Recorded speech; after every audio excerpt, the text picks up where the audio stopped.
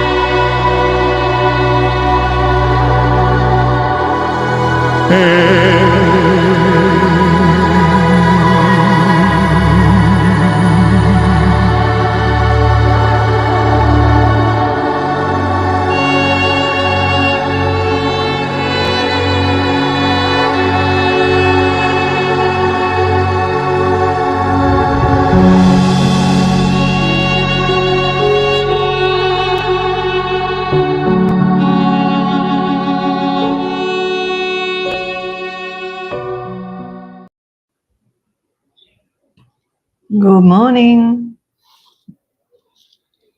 Welcome to your Sunday service at the House of Unconditional Love. I'm your mystic Minister of Unconditional Love, Cynthia, and aka Simranishna.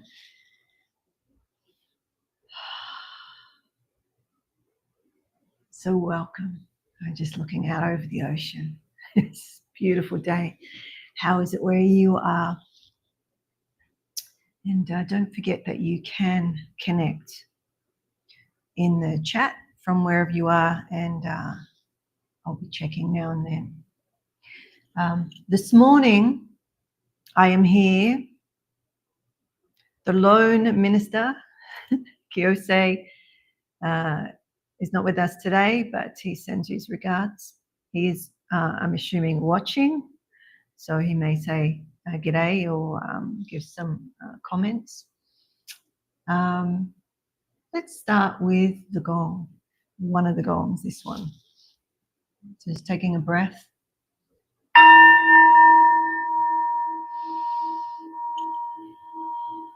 Finding ourselves here together to start the process.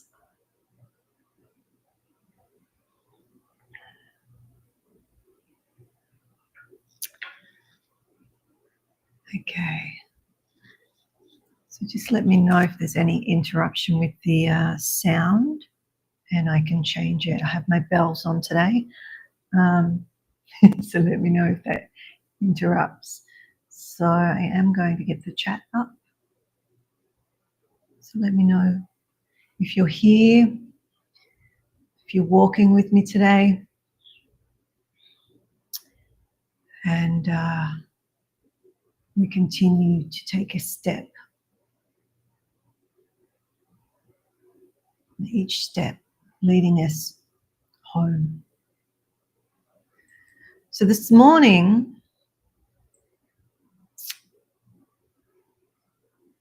I'm going to talk about, and I've changed this numerous times, which tends to happen. I have an idea what I want to share and what I think will be helpful.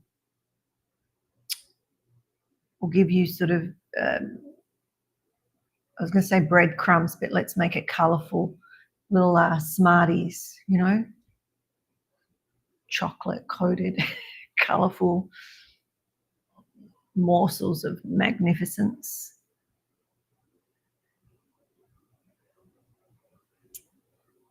Little Smarties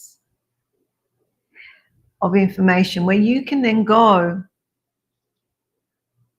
and either ask questions or look for yourself to find out more. And today we're going to be talking about the nervous system, but in regards to a particular archetype. And the reason why I've chosen this is because many people who work with me or come into contact with me would identify as being a sensitive, highly sensitive person, intuitive, but many may, if I tell you what an empath is, say, yeah, I think I might be an empath. Okay. And the way that I am in the world, I deeply understand the human condition, and we are overlaying archetypes with attachment styles and spiritual understandings and our physiology, our nervous system. So we are going to go into looking at how the body speaks truth. So just pop in the chat if you identify or have some understanding of this word empath. And I was telling my Ascend students on Friday a little bit about this, because there's empathy and then there's the empath, and they can be the same, but someone with empathy isn't necessarily an empath. And last week I was doing an interview, and the lady said to me, quietly on the side, she said to me, "You're a medical intuitive. How do you stop receiving that information? Like, how do you protect yourself, or how do you do what you do?" Right? So how do you protect yourself? How do you stop yourself from feeling other people's stuff? Right? And that's what an empath naturally does. They don't do anything. They're are-ing that.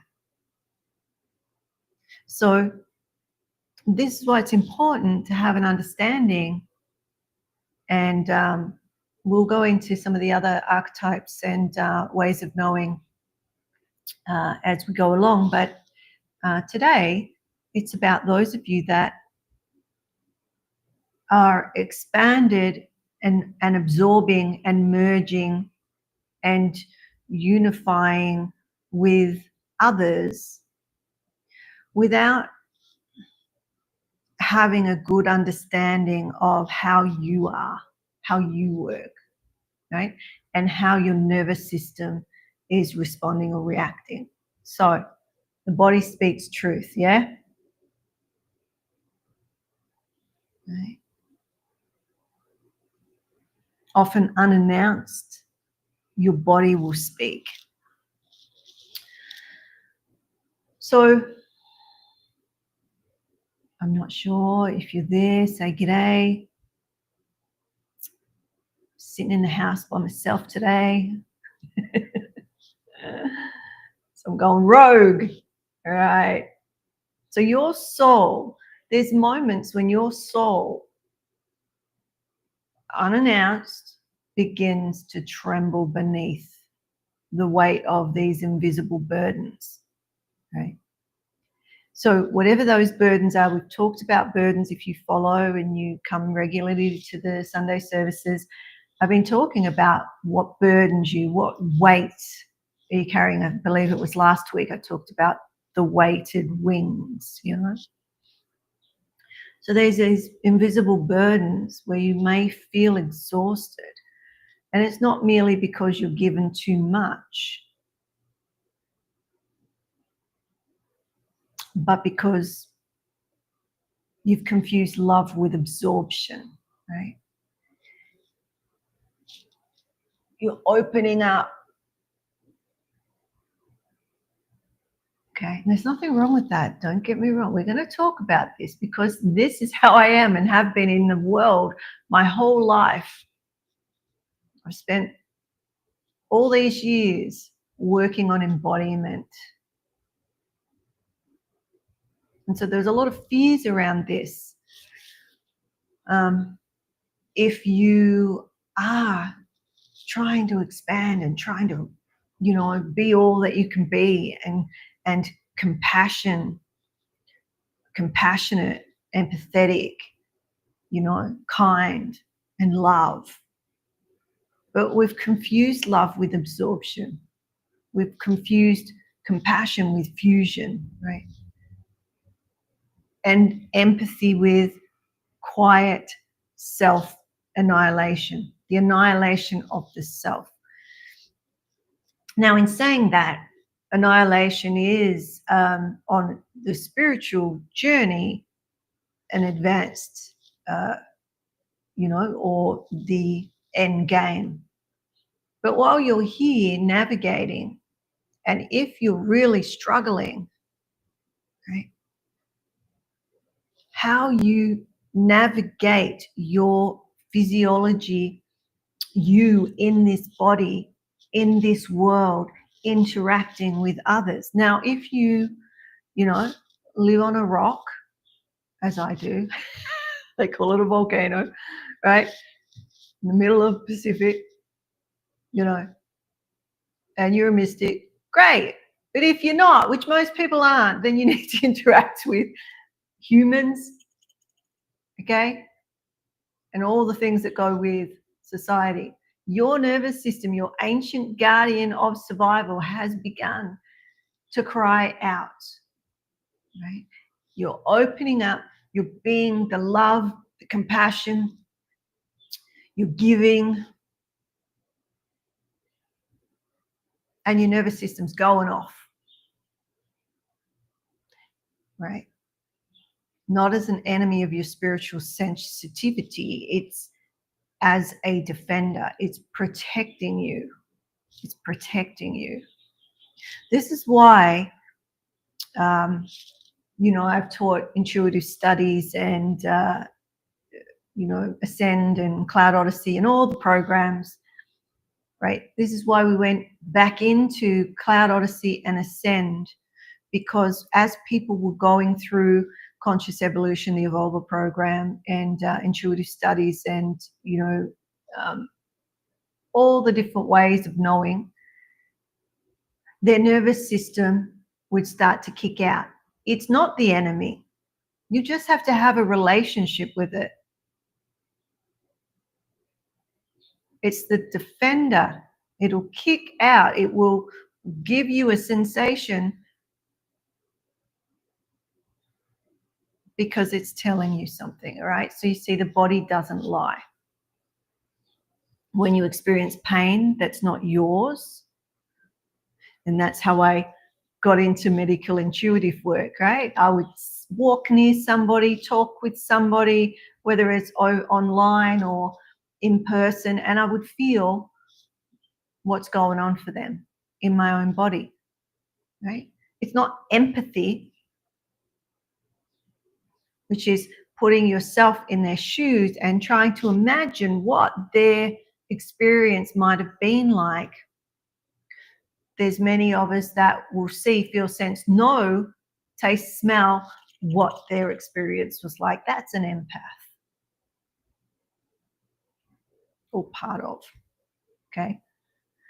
So if every interaction hits you in the face or the belly or the heart, right, because you're feeling other people's experiences directly, then that life, if you don't understand it, is very challenging. It's been my life. Now, I've spent my life navigating what this all means physiologically, energetically, and soul to spirit. Right? So when you experience pain that's not your own, maybe your muscles tense, or your breath catches, it shortens, or maybe you get cold or you get hot. Like, there's so much that can happen, but this is the body whispering. And so one of the tips that I I have used, I don't need to use it anymore, but I have used and I've taught that when you feel something, you can ask, is this mine? Ultimately, on that greater level it is, but let's just keep it simple. Does this belong to me? But your body, once you get used to its signals, right? Once you build a relationship with it, you'll understand what's yours and what's not. Right? So it's whispering to you all the time. And when we're not listening, it'll start to get louder and then it'll start to scream at you. And the screaming is all the things that you wish weren't in your field, okay? All the stuff you don't want. But because you were conditioned to equate goodness with suffering, right? Talking to those sensitives, you silence the signal.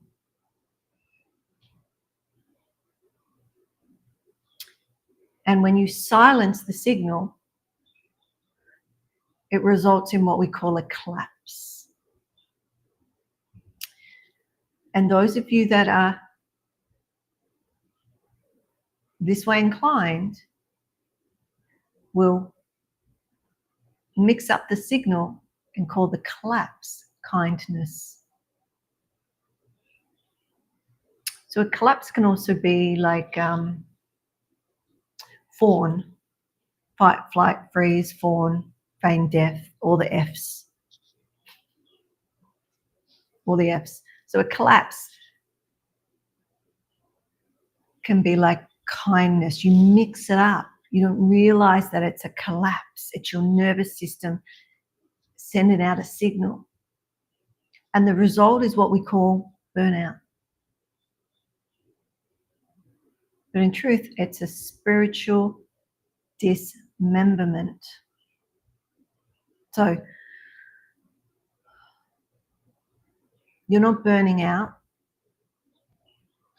You're burning away the borders that once protected you, protected that garden of your individuality. So today, we started slow, but today we're going to understand the nervous system, or what the nervous system is trying to tell you. How, what we're saying, burnout, but when you feel exhausted, when you feel overstimulated, overwhelmed by life, right? Information, energy, the intelligence of that, right? When there's no boundaries, it's difficult. Right? So that is not your failure, it's the initiation. It's the initiation when you understand it, when you start to have a deeper relationship with it. So let's just look at how these sensitives, what we call, for want of a better word, empaths, is just an archetype. But there's a movement, right? From the wounded healer, the people pleaser.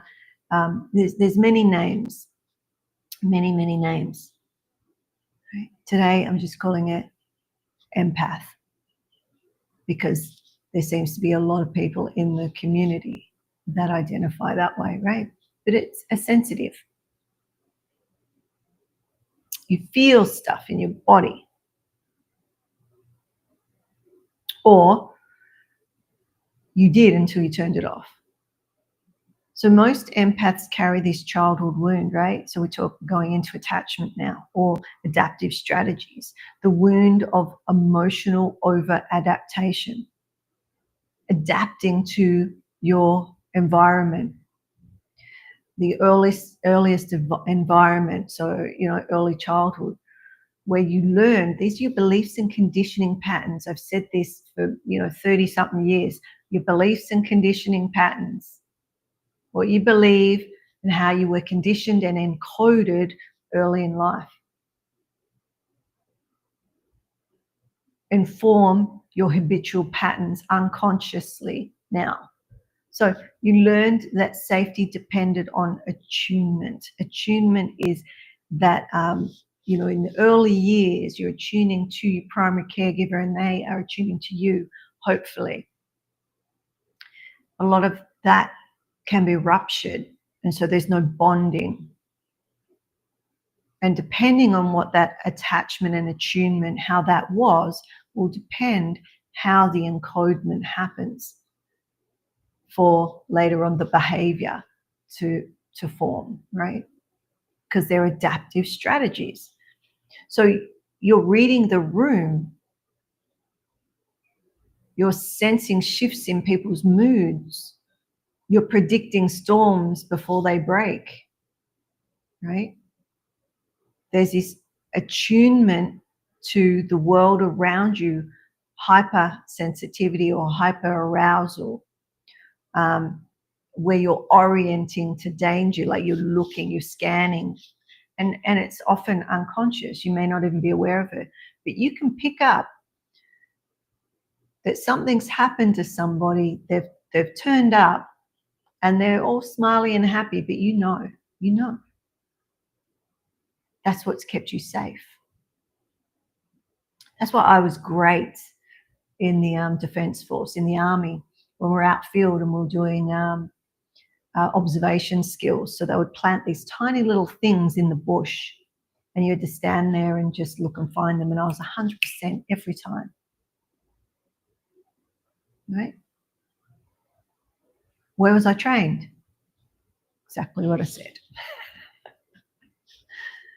Right? As a child, orienting, adapting to my environment. Right? That's how we learned that safety depended on attunement.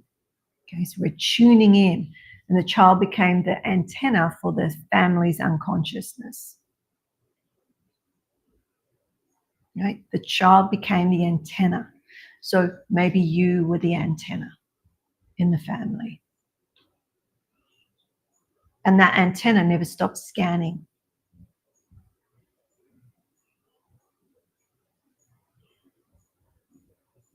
Why am I great at what I do? Because of this. So would I really want to change anything? Well, not really. But hey, I don't know any different. But my observation and my attunement skills are impeccable. But the burnout and the distress that caused through my world was also at that level. So intense. And so I walk through the fires. This is how I can share with you. Right? So what was once survival becomes or can become your identity. So bringing awareness to this, right, can help you see, this is an adaptive strategy. This is a behavior. This is a fear. Right? And start to nurture that and build a relationship with it so that it doesn't overtake you, doesn't wipe you out, right? That collapse doesn't keep you in relationships that are not great for you. You began to define yourself by what you felt in others, right? What you felt in others. Were you or are you, do you feel like a hypochondriac, but there's nothing wrong with you? Is it possible that you're picking up that information in the field?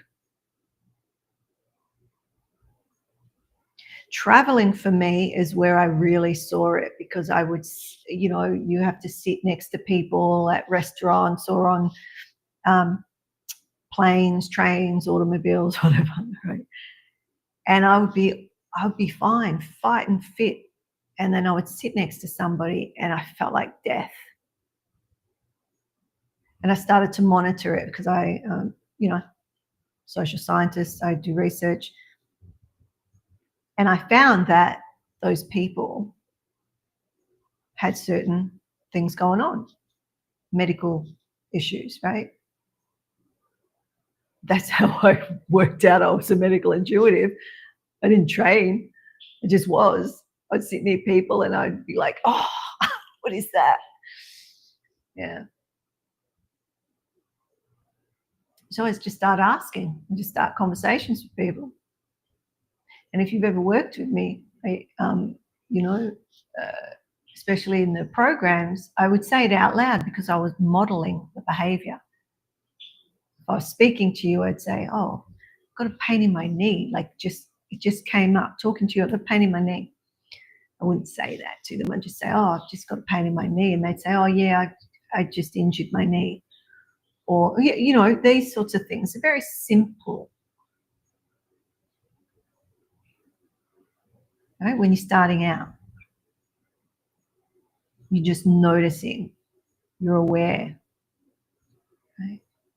So we start to take on this survival mechanism and it becomes our identity. You start to define yourself by others, what they feel. Your nervous system learns to keep you alive by merging with the pain around you. I'll say that again.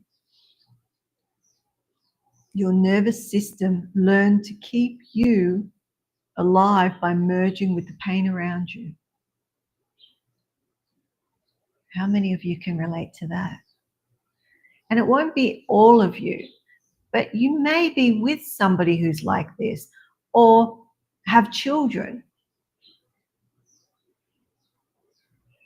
Okay? It's a large percentage of the population. And nearly all empaths go into the spiritual, development and psychic and intuitive and all the intermediary sort of ways of speaking with spirit. Why? Because they're so sensitive and they can pick up information in the field fairly easily. Now, everybody can, but there are some of us that were honed in due to our early experiences. Okay. And so our work is about being grounded, being embodied, and that embodiment and having the relationship with the body. Whereas other people, it may be the opposite. And we can talk about that maybe the next time. Right? So it wasn't a gift. It's a survival mechanism. I guess that could be seen as a gift. It's keeping you alive. Right? So this is what science calls anxious attachment, hypervigilance to others, hypervigilance to others' emotions, a chronic fear of abandonment or the inability to set or to reset unless everyone around you is okay, is safe, right? So those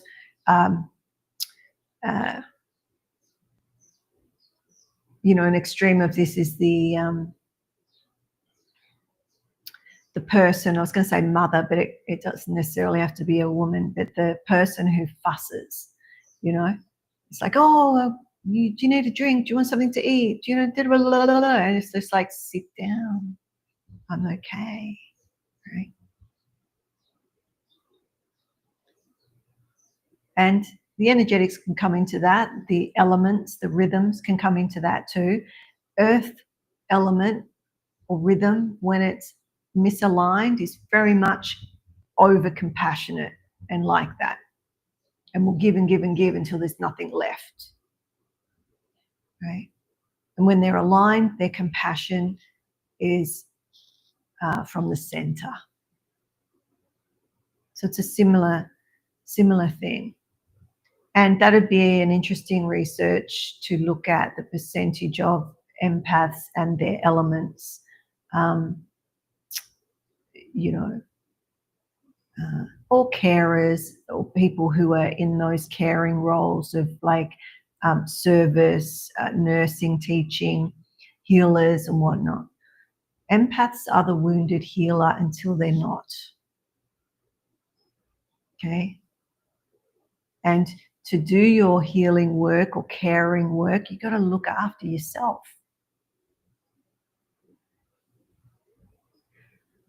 So there's research around agreeableness. Agreeableness.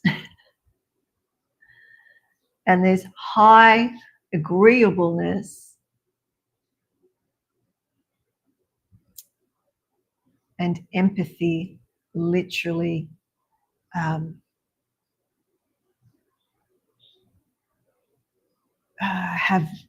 different brain activity, right? So people with this high agreeableness, you know, the can't say no, right? The yes people, the pleasers, high agreeableness, high empathy, literally have different brain activity. The mirror neurons fire constantly. Okay? It's the part of the brain responsible for perspective taking. So, interesting. It's always on. So that part of the brain is always firing. It's always on, looking for the other perspective. That's one of my superpowers. I don't know about you, right? To see the 50 million different perspectives. Right? It's not a bad thing.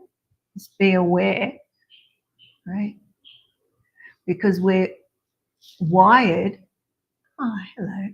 A little birds just flew in. We're wired to feel everything. And we do.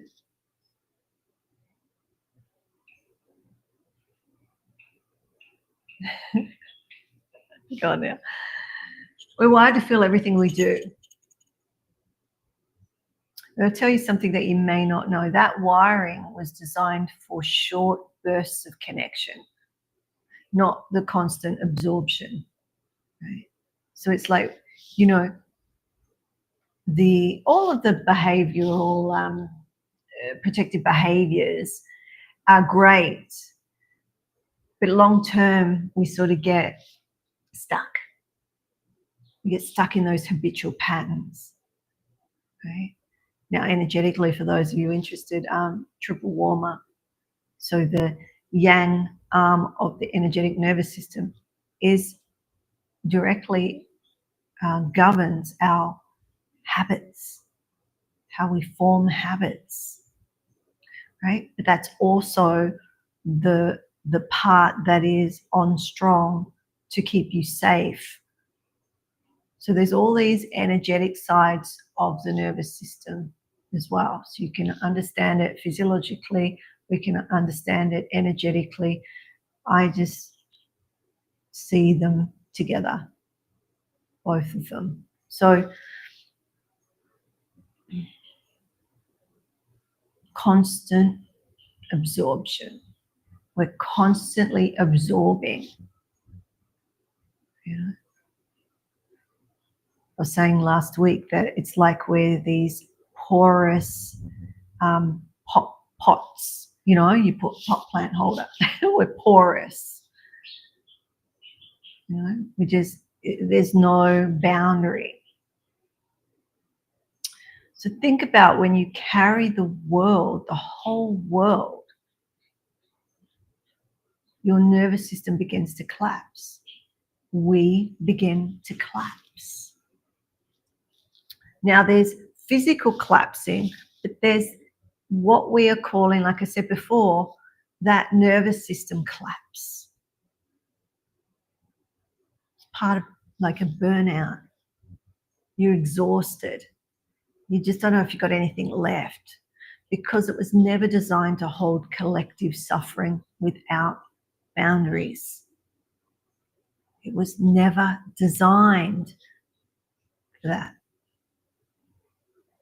So experiencing burnout isn't your weakness. It's just your body saying, I can't sustain the energy, right? I can't sustain the energy of all of this. So we could say of all that is unconditional love, the God image, or the beloved, whatever that is for you, without the structure of a human ego. It's the divine current, right? The divine current. We talk about this, in conscious evolution and, with the Kundalini and other energies when they're when you don't know what you're doing and there's these surges of energy. And we used to literally say, you fry your brain, right? Well, this divine current is frying the circuits of your mortal vessel.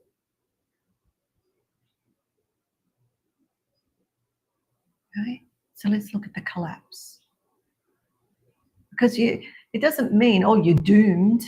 Because I'm still sitting here. I've been like that my whole life. And I'll share with you, this is what we're doing. This is what we teach. This is what you can learn.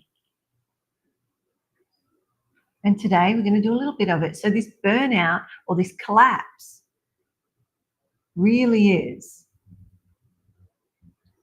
the sacred disintegration. It's actually sacred disintegration. So the soul's withdrawing energy from false identification. Why?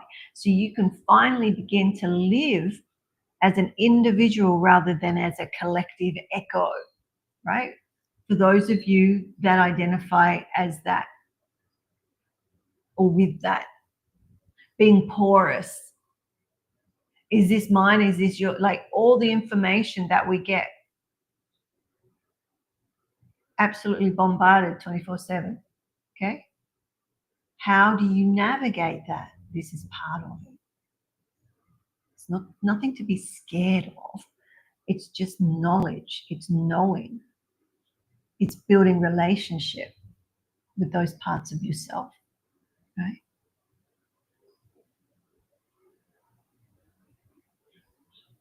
So the exhaustion, your body refusing to participate.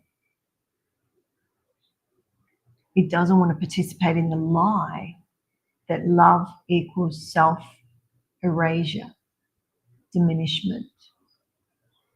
Right? That exhaustion is your body saying no, no more. Okay? And that inability to care anymore.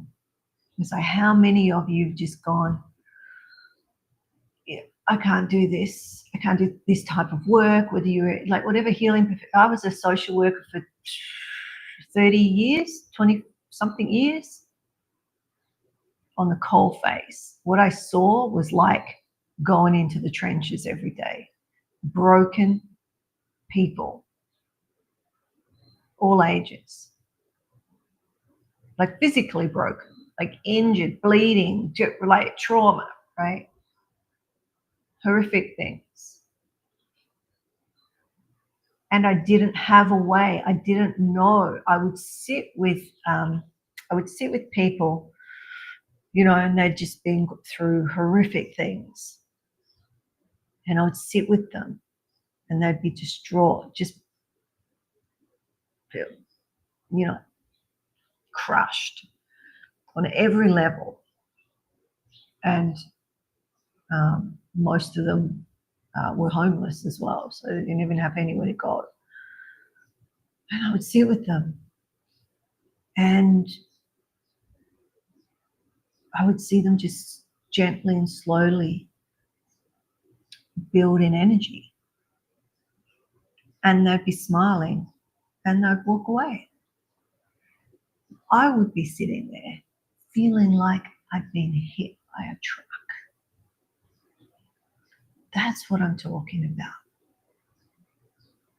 Now, back then, I was like, this is why I'm here, right?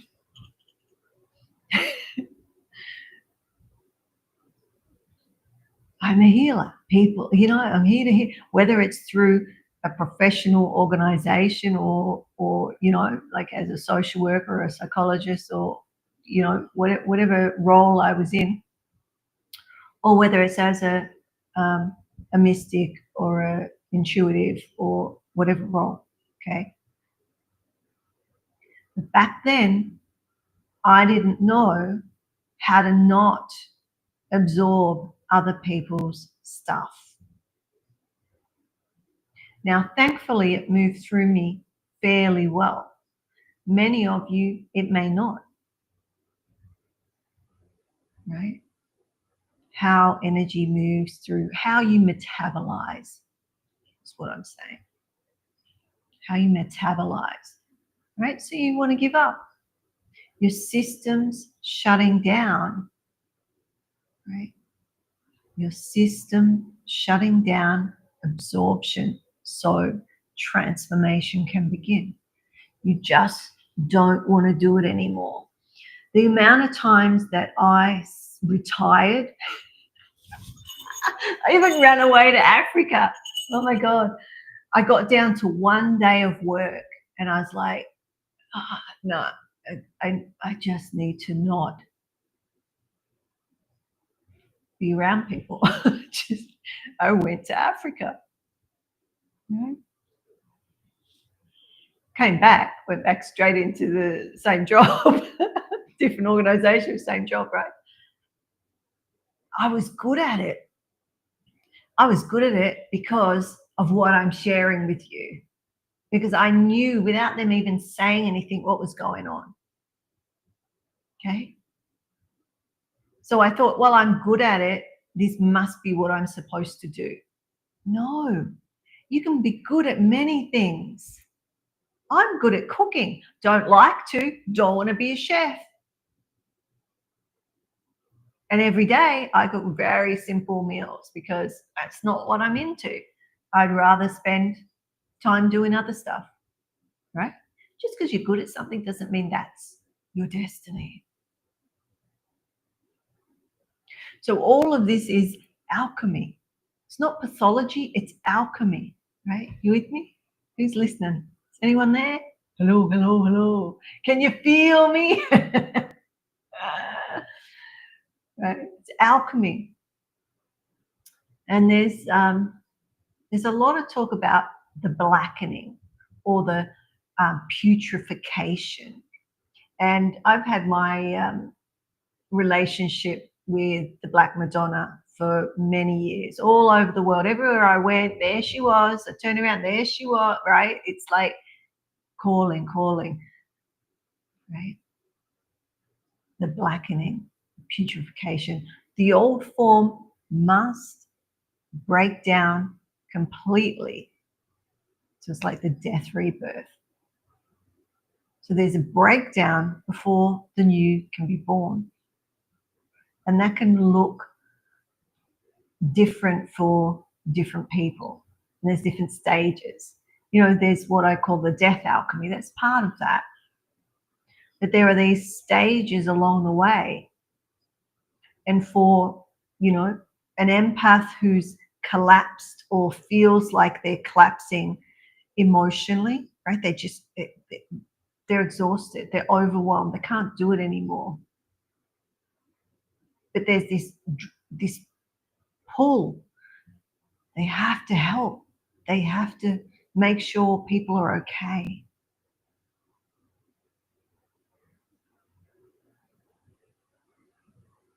So even when you stop, there's guilt, there's shame maybe, there's all these emotions of like, okay, well, if I'm not doing what I naturally do, then who am I? What am I?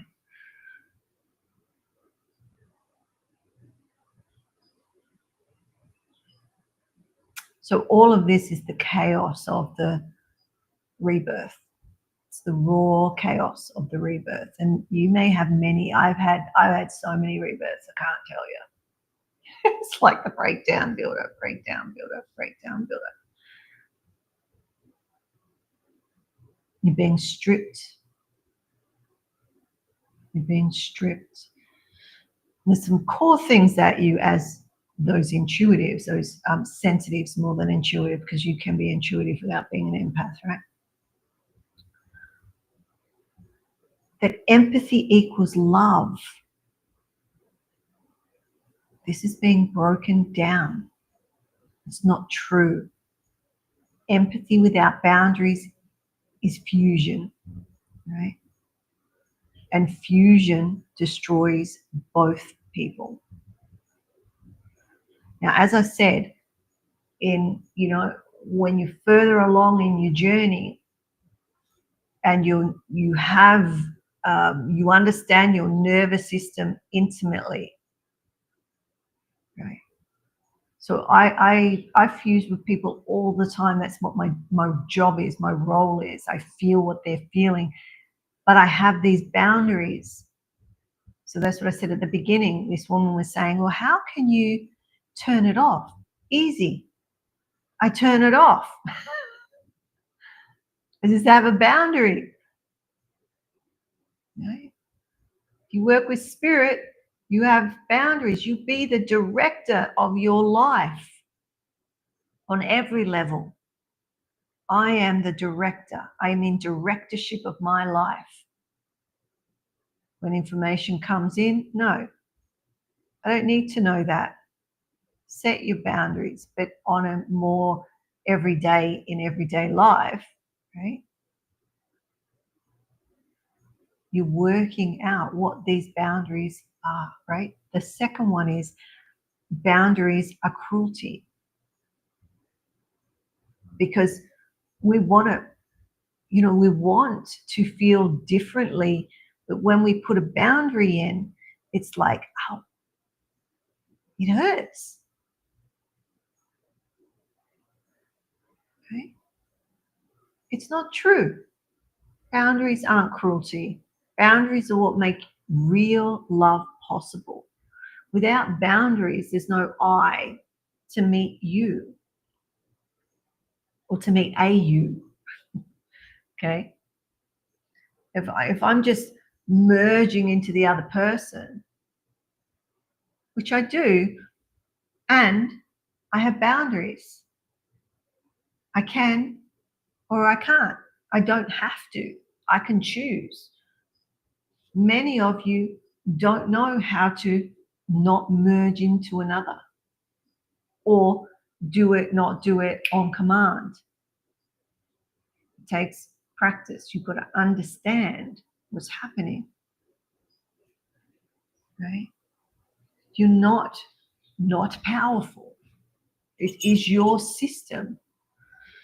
But we've been conditioned, right? We've been taught, conditioned that this is what keeps us lovable. This is how we are worthy. Okay.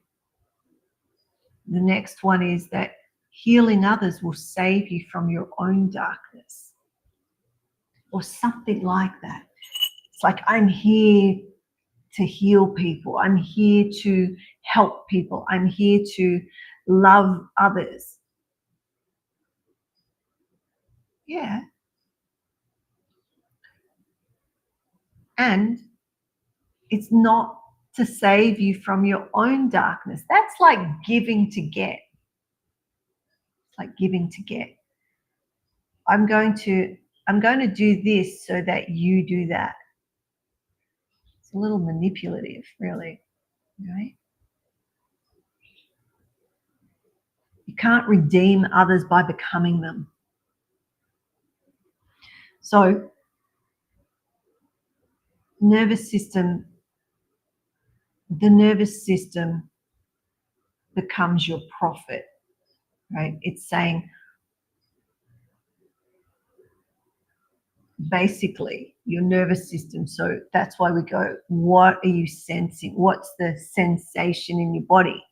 It's telling you, when you know that, when you walk, every step you take, right, your nervous system is your prophet. It's telling you what the tongue can't. Right? It's telling you that you can't hold the world until you know where you end and the other begins. It's so interesting.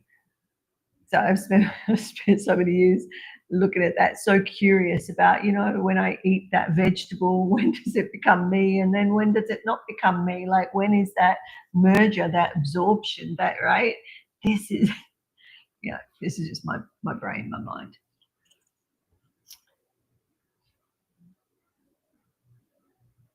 But for you, for us, on the level of, okay, when you're in a room with people, or if you're with your partner, where do you begin and end? Where do they begin and end? What's yours, what's not, right? And on that note, if you're good with that, if everything's humming along, great. But if it's not, and you've lost yourself in your relationship, you don't even know who you are, or what you like, don't like, what you've got, all your dreams and what you wanted to cause and create in the world is now, it's all just what your partner wants, then maybe consider, okay, where do I, where is this individuation? Okay. We need that to be able to choose the next step. Otherwise, we just are that without choice. You're not the director of your life. You're just being moved like a pawn on a chessboard, Ultimately, it's all a game, right? It's all a game. It's a game of life. So this collapse isn't the end of your compassion. It's the beginning of your awakening. And for the first time, you're being forced to meet the one you've ignored most profoundly. So who's that?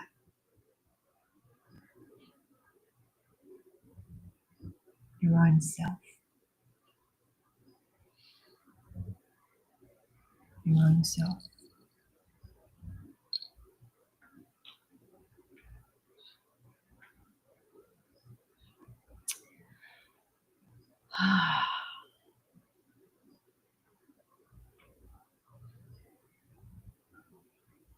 So your nervous system has equated vigilance with safety for so long that letting go feels like death.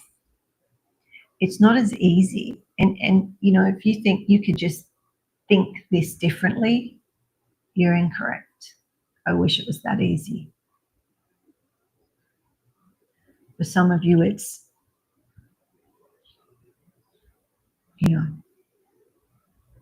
it's a lot of years in these habitual patterns. And it's interesting because a lot of it, because it's relational, it often, not often, it shows up with intimacy. So you could be doing all right, make and do, until you get into a more intimate relationship. You get closer with somebody, whether it's a friendship or a relationship, partnership. And this is where all the fun starts. It all comes up. What hasn't been accepted, integrated, comes up for that to happen. So it's really a beautiful, brilliant system of intelligence, organicity, the intelligence of the body, of the system. Right? The true nurturing is not sacrifice, it's sovereignty. So You know, this people pleasing,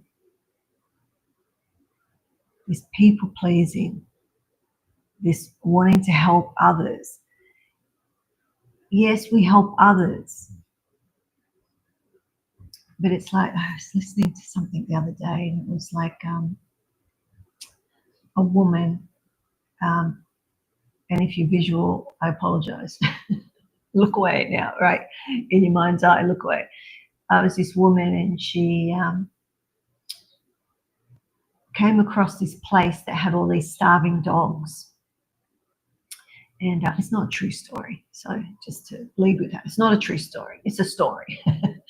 And she started to feed these dogs from herself, giving them parts of herself. Right? But these dogs, hungrier, and she'd have to feed them more and more and more, right? Until there's nothing left. So she thinks she's helping these dogs by feeding from herself. So think about that, about your fuel system, your energetic fuel system. When you're giving yourself for others, this is what we call, martyrdom. You're a martyr. That's another archetype. Okay? There's also the devouring mother. Okay? She nourishes until she destroys, protects until she suffocates, gives until nothing remains. So there's another side of that over compassion. You know, giving. But if you don't want to be given to, and there's someone just all, at your door, knocking on your door every half hour to say, do you need anything? Or here's some food, or here's this, or here's that. You see what I mean? Like it's their anxiety that's running the behavior. That's an anxious attachment. Okay. And, when we look at the archetypes, there are, the attachment styles overlap into many different ones. But there's anxiousness here in what I'm talking about. Okay. Because when you're not helping, not keeping people happy, you maybe don't feel worthy, or it's unsafe, because if they don't like you, then you're rejected. And that's a core fear of fear. Being rejected by the tribe, right? It was death back in the day. So, right? So the devouring mother is quite manifest in the nervous system. And her love floods the body with cortisol. I was talking about cortisol, actually. I'll post it shortly because I did a talk the other day. It's coming out shortly. And I went into the depths of cortisol and how that turns off the hippocampus, part of the brain that helps with the laying down of memory in a particular way. So when you smell something, you don't go into a reaction because the smell was part of a fragmented memory from the past of maybe something traumatic.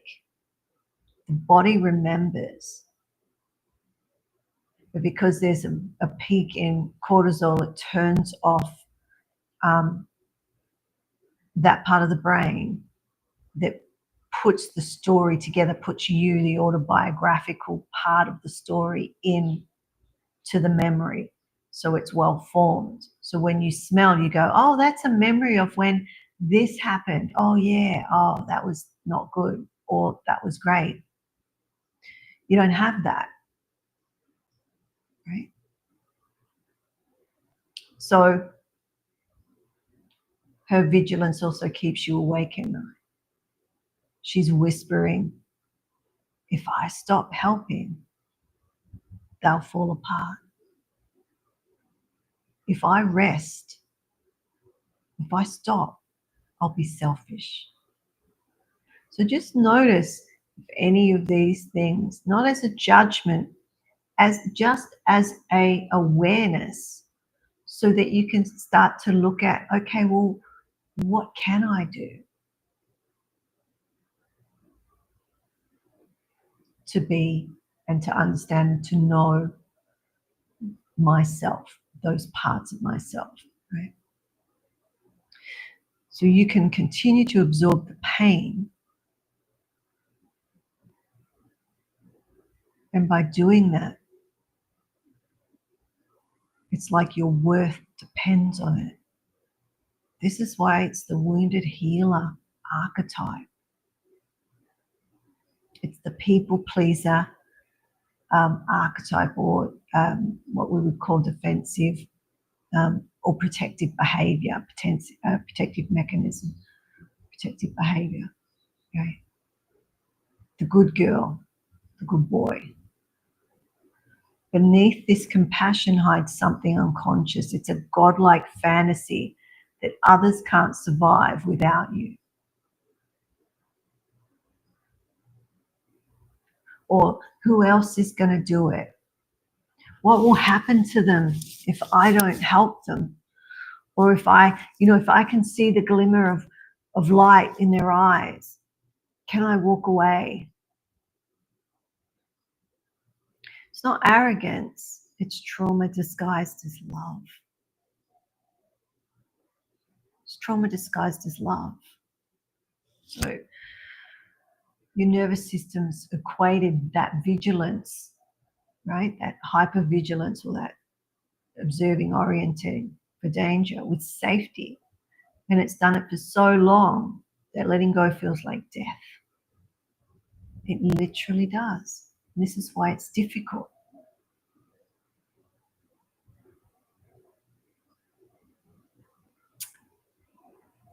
The truth will set you free, right?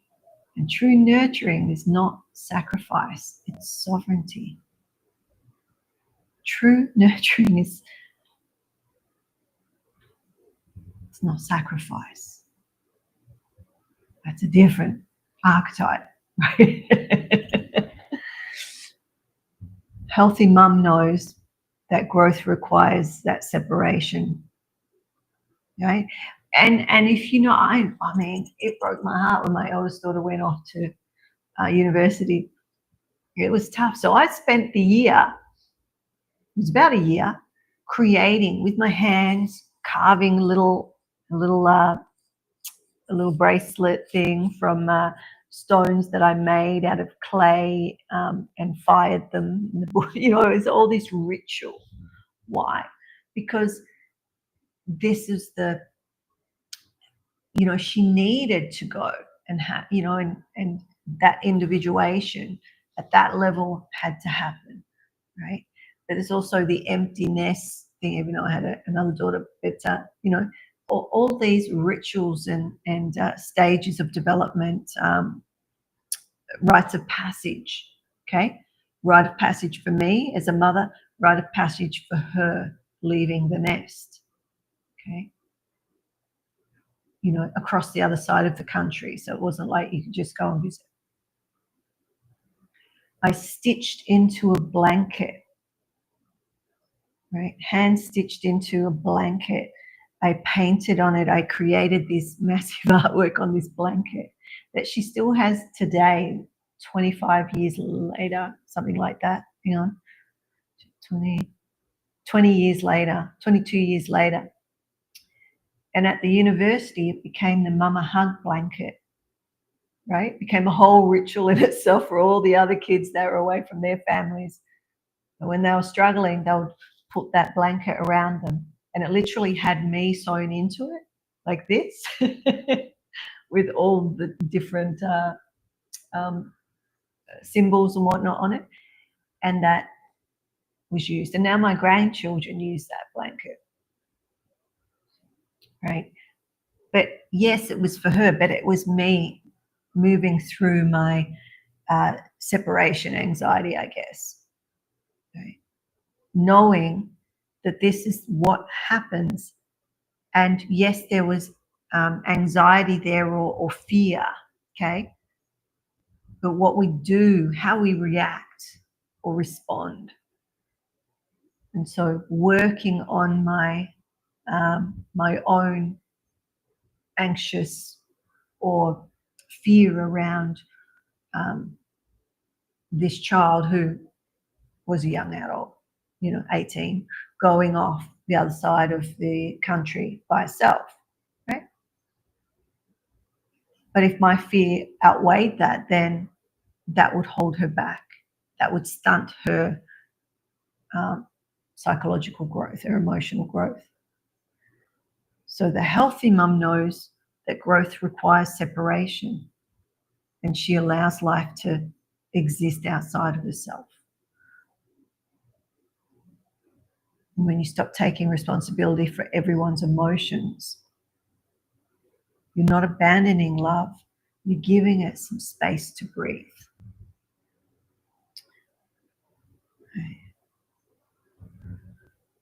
But those of you who relate to any of this, some of these life changes or rites of passage can bring up a lot of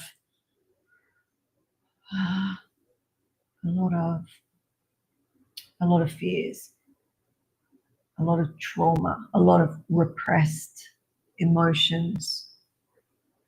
And it's an opportunity to integrate.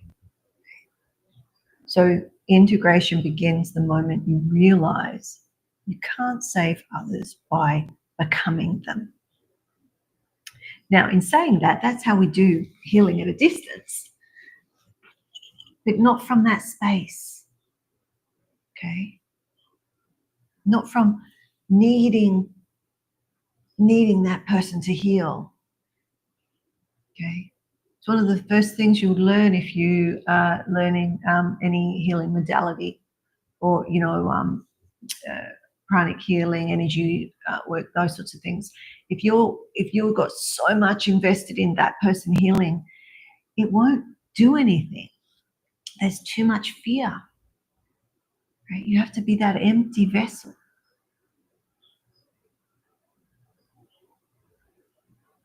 Right? Helping without being asked is often control in disguise. It's disguised as care, but there's this underlying control. And maybe it is purely just if you're helping that person because you feel it. I used to joke about this, but it's true. It's like, if you're feeling so uncomfortable and you help that person because you're feeling them, then you're good because their system's settled, so you don't have to feel it so intensely. But if you were bounded, you had boundaries and were strong from your center and had a relationship with your nervous system, it wouldn't matter what that person was feeling. You might feel it, but then it's like it's nothing. If you get stuck in that and you become that, that's like my goodness, that's a difficult life. Your hypervigilance isn't your intuition. Your hypervigilance isn't your intuition. Okay. Hypervigilance is the old survival pattern. That's triple warmer going, danger, danger, danger. You'll be on, looking, ready, can't relax. Even when you're relaxing, you're not relaxed. Right? To trying to predict danger, that survival system is on guard. And I know this can be hard to hear for some of you. But until we see that in ourselves, that will rule you. It rules. You're not in directorship. You're not the conductor of your own orchestra. You're being played by your environment and the people in it. And it's not your song, it's some other vibration, frequency, tune. Okay? So transformation from, how do we get from absorption to transmutation, or what does it even look like? What does healing look like? So the nervous system, when healed, becomes a transmitter of consciousness rather than a sponge of chaos. There's transmission. So I can recall, and some of you might remember this, so we're doing conscious evolution, the evolution of the human as a species. So, looking at, well, what are the abilities? What can this human do? Who is she? How does she are in the world? Doing, being, are-ing. And to shut down anything, or to turn off anything, or to have boundaries for anything seemed ridiculous to me, right? Because I wanted to be open to be able to receive everything. What I know now, what I didn't know then, was when you're not solid in that center, right? You're just you lose yourself. You don't exist. Which is, if that's what you're after, great. Right? You can be all from your center. Okay? So you're not just a sponge for chaos, for everything. Absorption is passive. So if I'm sitting here and I'm just being bombarded by all this stuff, right? It's all there. But it's like saying, okay, what's going on today? What's going on with the magnetosphere? What's going on with Kyosei? What's going on with any of you? Or in my body, is there something that I need to know about what's going on in my body? That when I, it's like, oh, what color is that person's aura? Rather than just seeing all the colors all the time. I can say, oh, I don't want to see until I ask. It's none of my business. I don't care what's going on until I do. Right? Because it'll be having all your televisions on, all your screens on, all your radios, all your music, different stations going all at the same time. And it's chaos. So we learn, right? And our nervous system is part of that. And we learn to find where our center is and move, walk, talk, be from that place. So absorption destroys, transmutation liberates. Transmutation just means to witness without fusing. So when we do, and we'll see, we're over time, but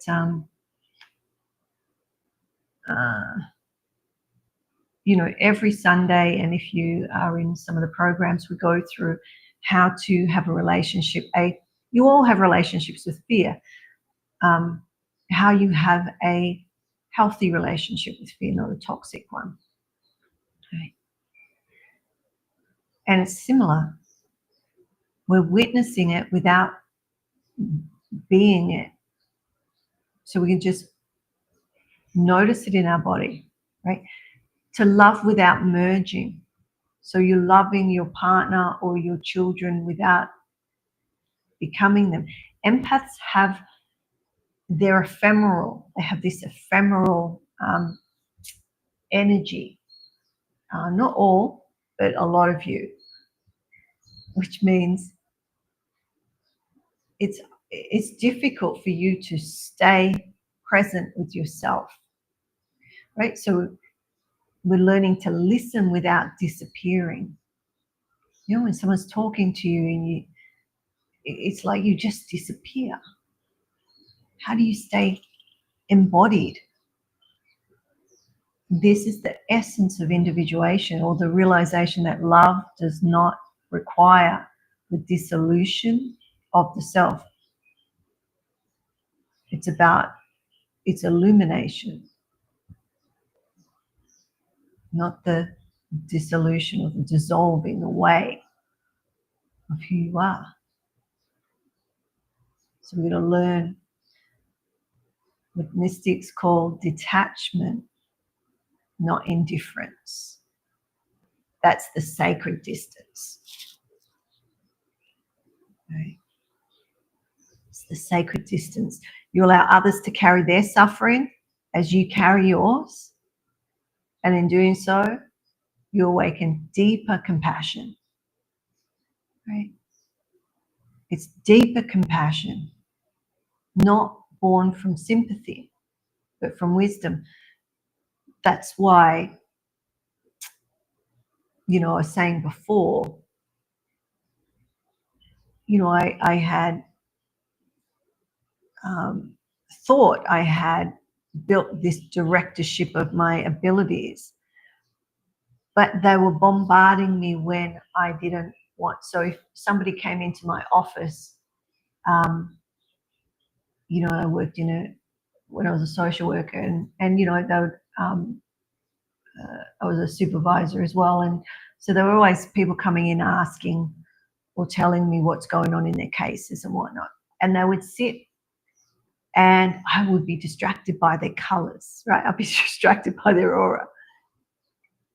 Okay, it never happens anymore. You see what I mean? Because when you know that you can have the ability to turn something on or off, and if you turn it off, doesn't mean it's gone forever. It just means you're being in your center. It's like saying, well, I don't want to listen. I can hear all these birds behind me. If I focus on them, then it's distracting. So all of this cacophony is happening, and I'm staying with you. Okay? Unless it really yells. And I have different protocol for that. Okay.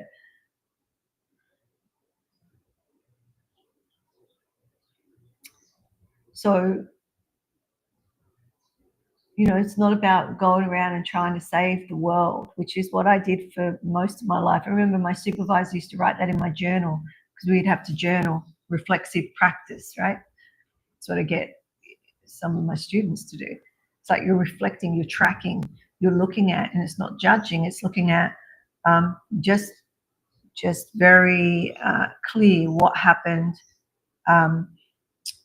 what could have been done, so that next time you do that particular job or whatever, you are improving. Okay. So your empathy, when it's purified, becomes perception rather than possession. So those people that may be going through something and you just want to heal them, you just want them to be better, that energy is not helpful. That energy is not healing. Do you understand? I don't want you to send me light and love and all of that when it's coming from that place, because it's not pure. It's not. It's coming from your fear, the fear of fear, fear of love. Okay? And that's why grace, what we do is we sit in grace. It's not about going, oh, please help this person, because that's your fear. You're projecting. You're actually adding. So if you can't come from that center, which is okay right now, if you can't, don't do that to people. You're just adding to what they're carrying. It's your fear. Do you understand that? Your anxious attachment style, your anxiety, your want and need to feel better for yourself unconsciously. But think about it. And I know this well. This is me. Okay? Yeah. Coming to a place where you can be in the center, and you are all of that. But there's the directorship. There's a wisdom there. It's not sympathy. It's not trying to save them. Okay? So it's information rather than infection. It's revelation rather than absorption. Okay? And the same nervous system that trembled under the weight of others now becomes luminous. It no longer reacts. What does it do? It responds. It responds. So this or that transformation, what we're talking about, demands embodiment. And the nervous system heals not through ideas. It cannot heal through talking, but through rhythm, silence, self-communion. You relearn how to inhabit your own body. Feel your feet on the floor. So do that now. Feel your feet on the floor. Feel your bottom on the chair if you're sitting, or your back on the chair. Breathe into your belly. Notice your belly, the pulse in your veins, or your heartbeat. Each of these sensations is a reminder you're here. And those of you that you exist. You're here, you exist. You are not them. And when you reclaim this embodiment, presence, empathy, you return to your rightful place, rightful form, and intuition is guided by the self. Your intuition is guided by the self. What you were feeling before was an intuition as such, was survival.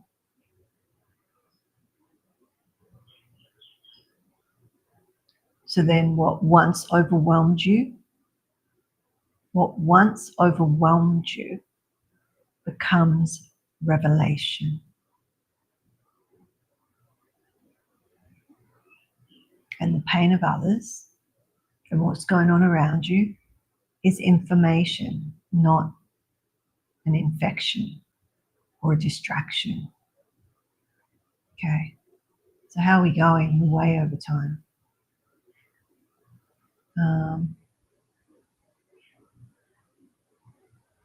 I'm going to do this, so if you want to stay, that would be awesome.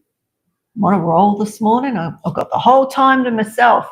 So I'm kicking back. All right. Invitation.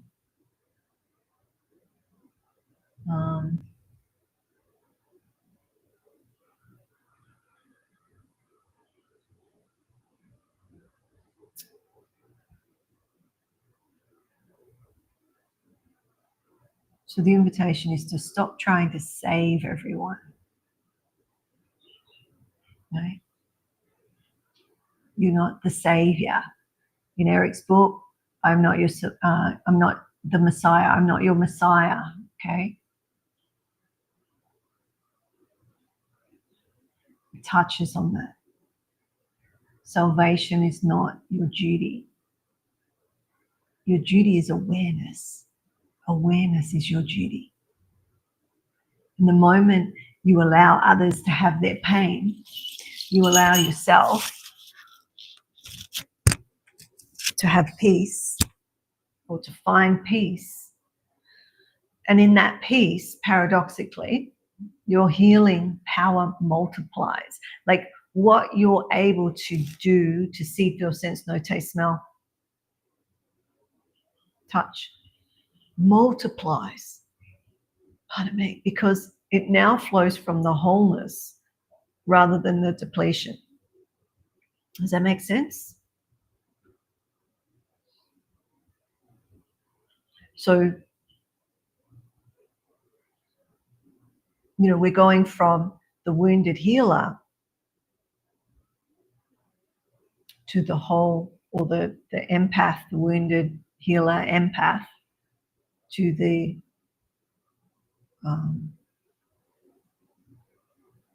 wise empath, which is the mystic.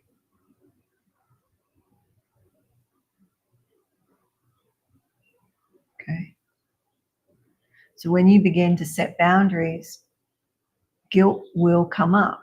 Your emotions will come up. You're changing patterns of behavior. Guilt is a guardian of your old identity. How many of you have guilt come up when it's like, even with your children? I can remember when my daughter, she must have been 3 or something, and something happened, and you have to put the boundaries in, and she didn't like it, and it broke my heart. But rather than her see that it broke my heart, because I had to keep that boundary to keep her safe, right? It was a safety issue. So I went into my bedroom and I cried, because that no, what that no was about, hurt me, right? And a lot of you, it's not like just saying, oh, you don't like to say no, right? Our no, we feel it. It can hurt. Right? It doesn't mean you don't say no. It means you find ways to build that strength in your system so that you can say no and hold that even when the guilt comes up. Because it could be your children's lives depend on that, or somebody, do you know what I mean? Like you have to say no to your children sometimes.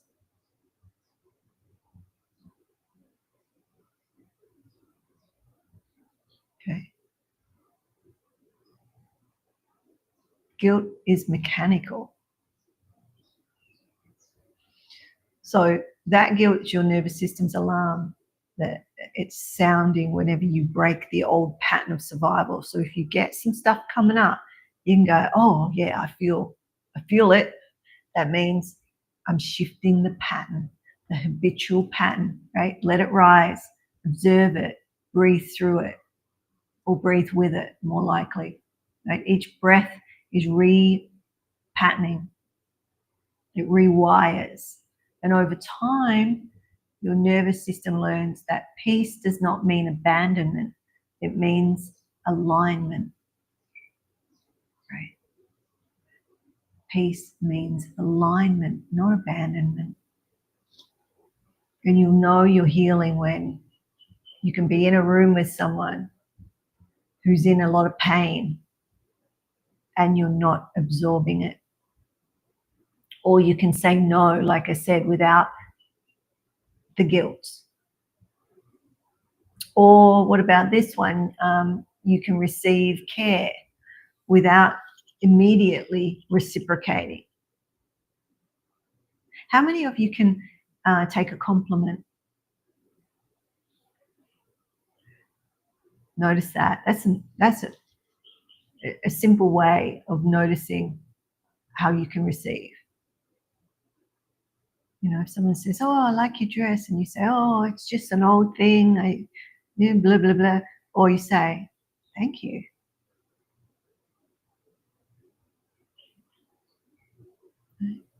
You know you're on the right track when you feel compassion and maintain your center.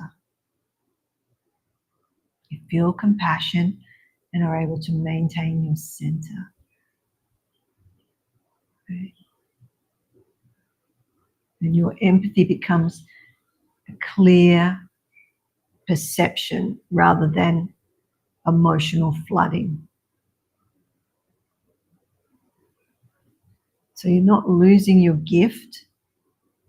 You're not losing your gift. You're purifying it. You're purifying it. The world doesn't need to carry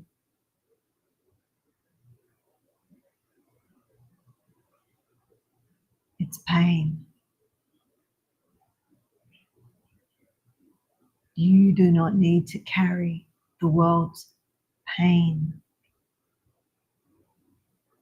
What it needs is you to remain conscious with it. Just like with your sensations in the body that we teach you every week. Right? You're being conscious within it. So your healed nervous system becomes that field coherence. And this is the beautiful truth. Others regulate in your presence. Not because you absorb their chaos, because you calm, your centeredness reminds their system of its natural rhythm. You are modeling, you are being into R-ing. So when people are around you,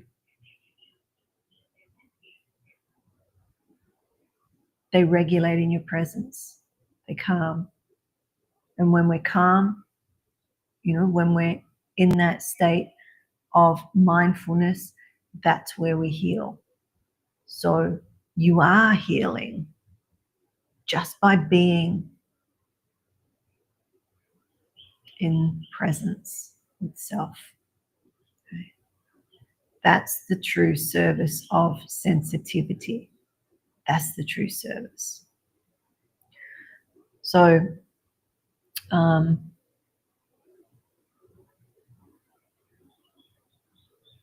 like I was saying, I can guide you through a 5-minute embodiment practice to regulate your nervous system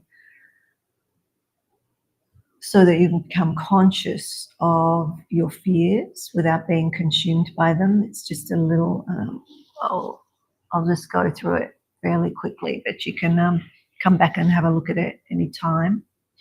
Pop in the chat anything that you're like, oh, wasn't aware of that, or oh, this makes me think about this, or oh no, I'm not that.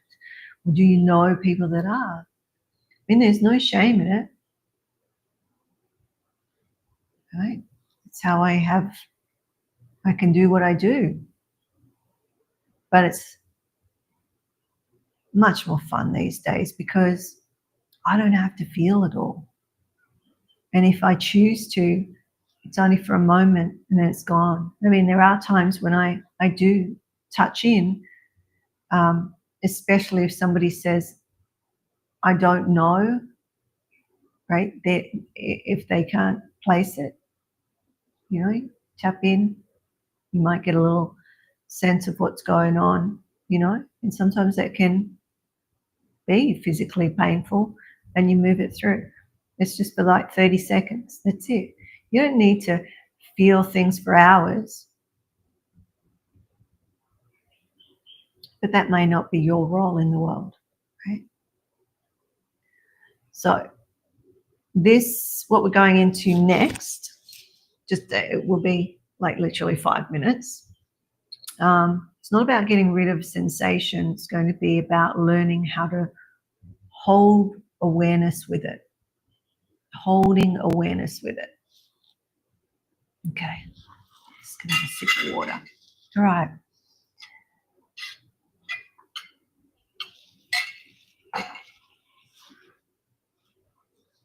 Just see if there's any.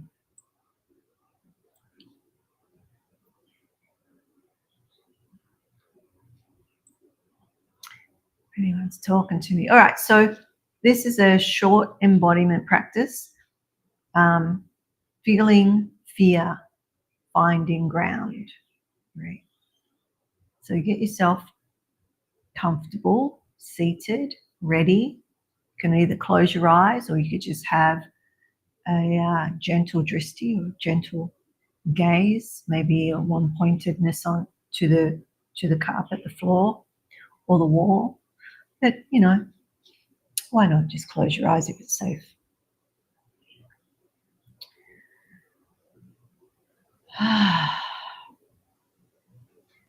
And place your hands on your body. Often I say your heart and your belly. Just bringing connection to your body, grounding, just feeling the weight of your body in the chair and noticing the points of contact for your feet on the floor, your sit bones grounding down. Now we're going to take an inhale through the nose for the count of 4 and then hold for 4 counts. So 4 seconds. 1, 2, 3, 4. Hold. 1, 2, 3, 4. And then exhale out of the mouth for 6 counts. And then pause for 2. Okay? And we're going to repeat that 3 times. So let's start. So inhale through the nose for 4 counts. 1, 2, 3, 4. Hold for 4. Exhale for 6, 3, 4, 5, 6. Hold or pause for 2. Breathe in. 1, 2, 3, 4. Hold for 4. 1, 2. Out for 6.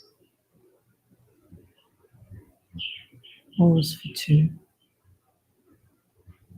In for 4. Hold for 4. Out for 6. Pause for 2. Okay. You're signaling to your nervous system, I'm safe, I'm here. I'm safe and I'm here. So now we're going to do some resourcing. I'm just going to bring to mind a place, it can be real or imagined, where you feel safe, where you feel completely safe. Now, I'm aware that some of you may find that difficult. And if that's so, maybe here is that place. Just right now, right here. But if you have a favorite place or an imagined place where you feel safe, maybe it's in nature or it's in a room, maybe it's in someone's arms, or as I said, maybe it's just purely here together now. So see it, feel it. Notice the details like the colors, the temperature, sounds. This is your internal resource. So your nervous system is learning safety is accessible inside of me. Safety is accessible inside of me. And this is your, what we would call, internal resource. Okay. Safety is accessible within inside myself. So let this feeling of safety fill your chest. Breathe it in. Your body is remembering what peace feels like. Allow it to remember what peace feels like.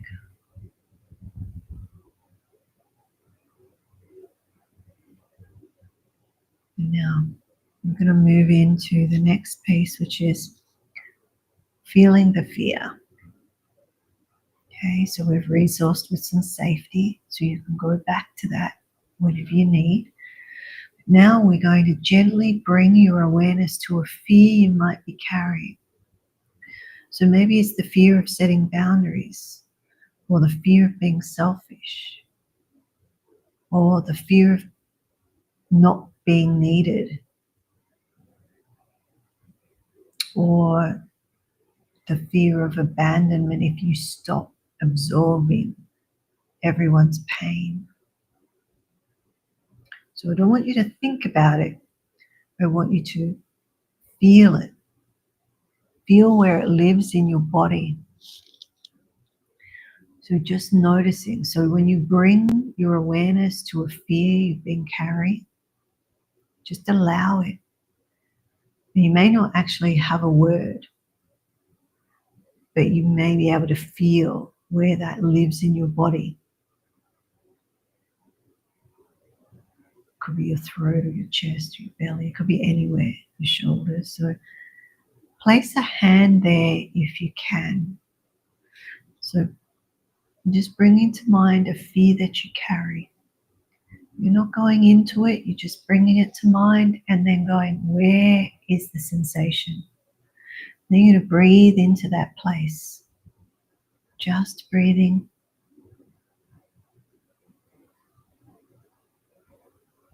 And then you can acknowledge the fear by just saying, I see you, or I feel you, or oh, there you are. You don't have to run the show anymore. There you are. That's it. Just acknowledging, noticing what happens. Does it intensify? What happens? Does it soften? Does it move?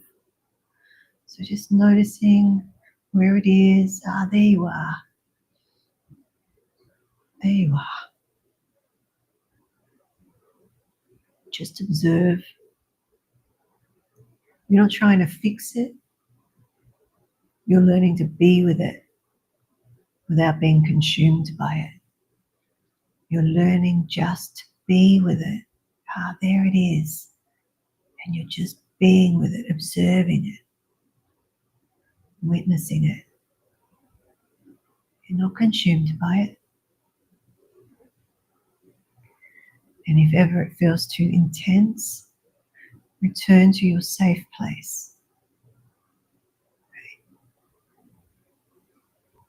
It's okay, because healing happens in waves.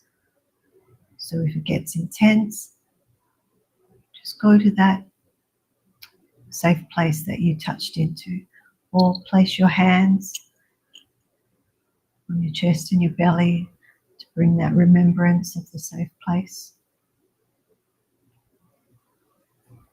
It comes in waves.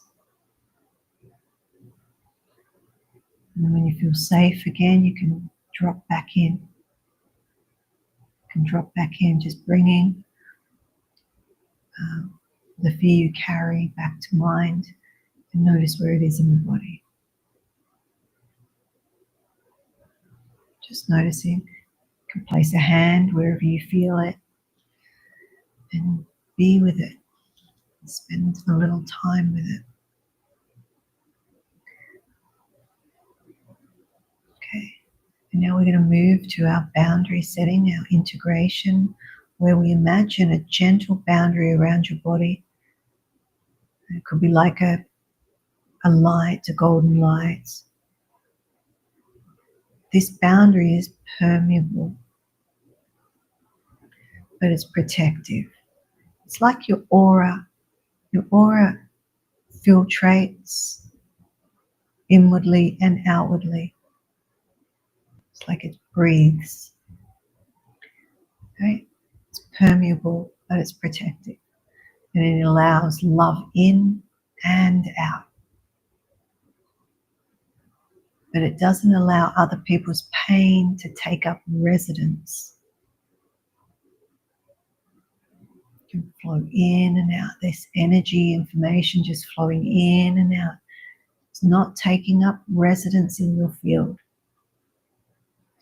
So breathe into this boundary. Feel it strengthen with each inhalation. Just take some breaths in that space.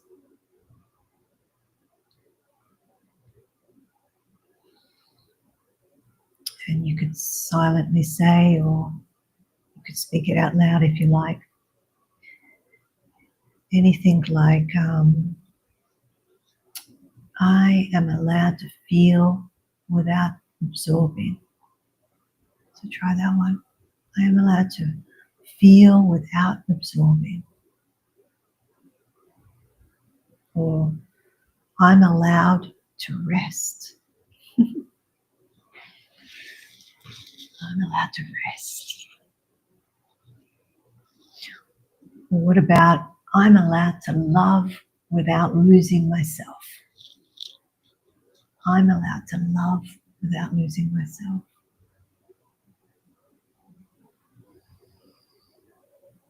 And my peace is not selfish. My peace is not selfish. It's sacred.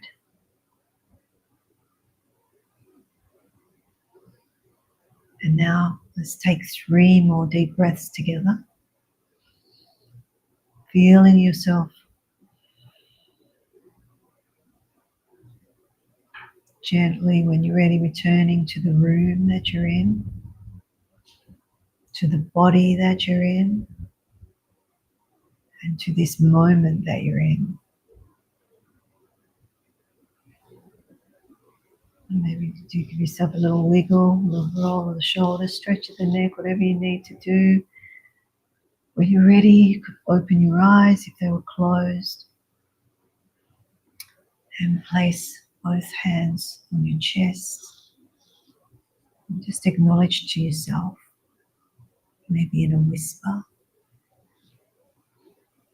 I'm here. I am here. I am here. I exist.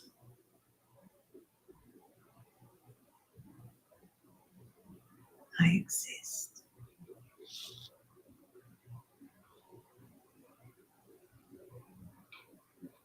And just while you're coming around, I guess my final words to you is that your nervous system is not your enemy. It's your teacher. It's showing you the boundary between self and other. It's showing you between illusion and truth. So with each heartbeat, each breath, each tremor, they're all reminders that consciousness seeks embodiment. So don't try to transcend your sensitivity. Let it become sacred awareness. The world does not need you to carry its pain.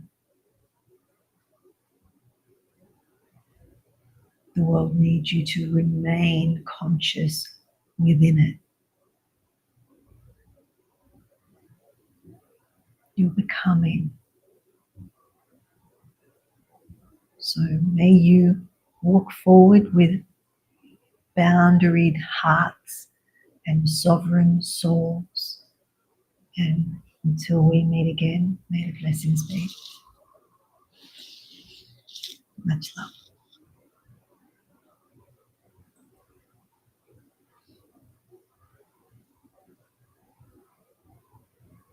Much love.